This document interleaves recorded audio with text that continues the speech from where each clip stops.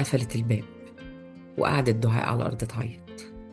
تعيط بصوت مكتوم، وإيديها بتتمد كالعادة على الأكل.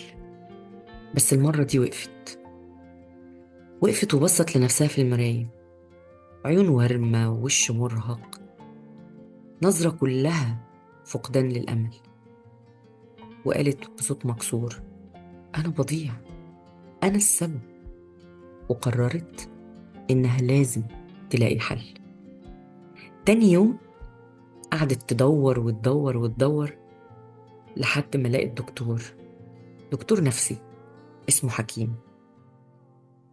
في أول جلسة مع دكتور حكيم كانت دعاء ساكتة، مش عارفة تقول إيه.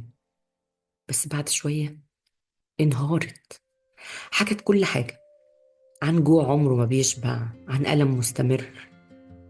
سمعها الدكتور حكيم بمنتهى الهدوء، وبعد كده قال لها: انت مش بتهربي للأكل، انت بتهربي من وجع مش عارفة